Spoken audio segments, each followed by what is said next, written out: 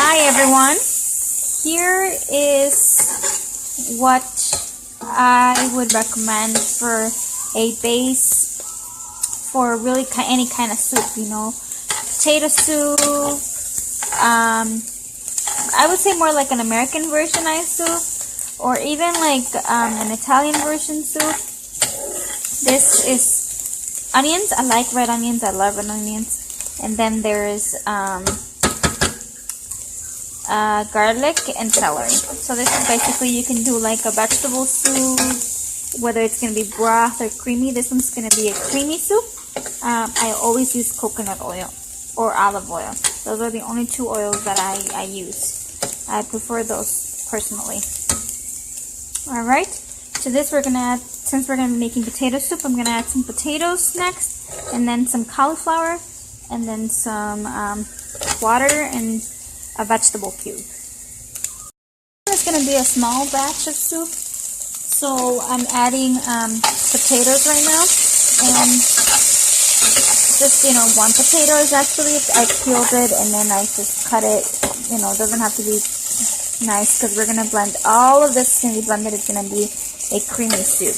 So I added the potatoes, and now I'm going to add about half of this little pot of water.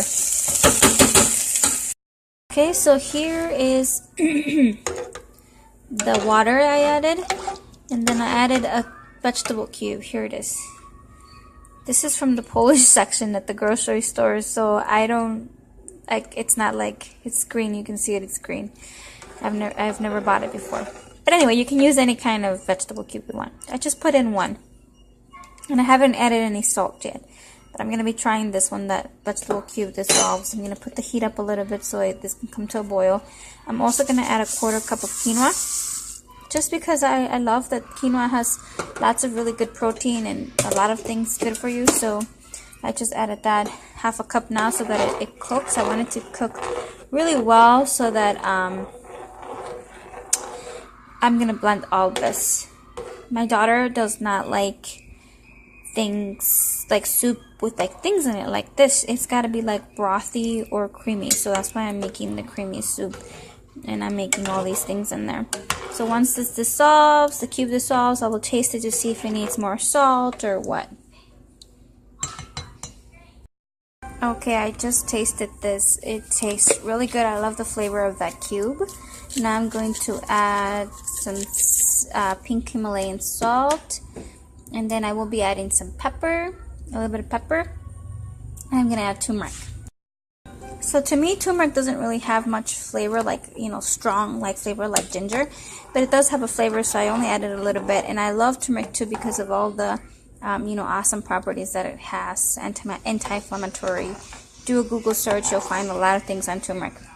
So I added those two things. I added some salt, and now I'm just gonna let this come to a boil so that my potato cooks really well, and then my quinoa also cooks. And then I will be adding the cauliflower right before it's done, and then I will be blending it, and at the very end I will garnish it with some parsley. And I think that's all I'm gonna be doing to my soup today. So yeah, very simple soup. Okay, so I added about a cup of cauliflower, and you can see it here. Just before my potatoes were, about ready to... See, the potatoes are still... If that... Oh, get out of the way. They're see-through if you can see my potato in there. But they're still put together. They haven't fallen apart yet. So that's when I added the cauliflower. I'm going to let this cauliflower cook somewhat, and it's just chopped cauliflower, about a cup. But then again, it's always with my recipes, it's not about measuring, it's just about how much you're going to make. And I have like a little pot here. It's really tiny. I mean, like, here's my spoon, and here's my pot, if you can see that somewhat. It's just really small. See. Anyway, it's just a small batch for my daughter, maybe my mom and I, but maybe there'll be 2 or 3 cups coming out of this. We'll find out. I'll let you guys know when this is done. But I'm just going to let that cook. The quinoa is just about ready, if you can see the quinoa in there. Let's see if we can get a close-up here of the quinoa. Well, I don't know if you can see it, but it's just about ready, and then we're just gonna let that cook for a little bit. Okay, so I added a little bit more water, and I added a little bit more salt because I tasted it and it wasn't to my liking yet. So here you have it. This could be an awesome vegetable soup, and you can add some carrots here too, some peas, whatever kind of vegetables you want. And they could just be like a brothy, you know, chunky soup if you wanted to eat it that way. But because this is for my daughter, and she doesn't like chunky stuff in her soup, we're going to blend all these together.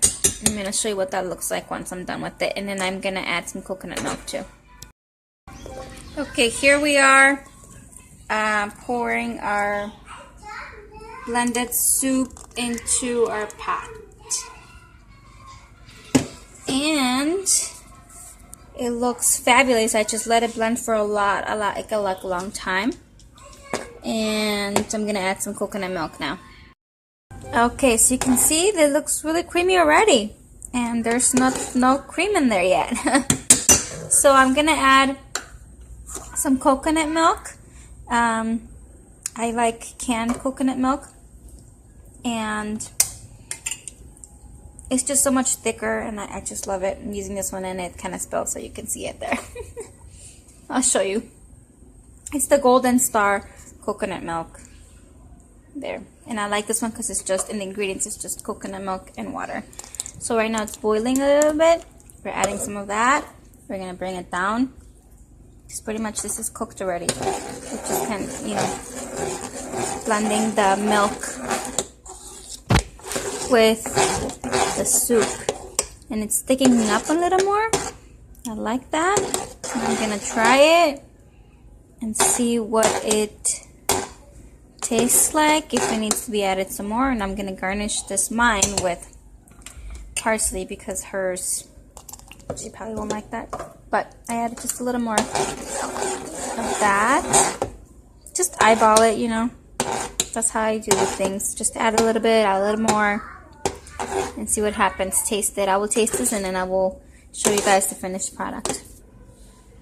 Alright, so here is the finished product, and you can see it's creamy. There's just a little bit of a parsley garnish, and it's all done.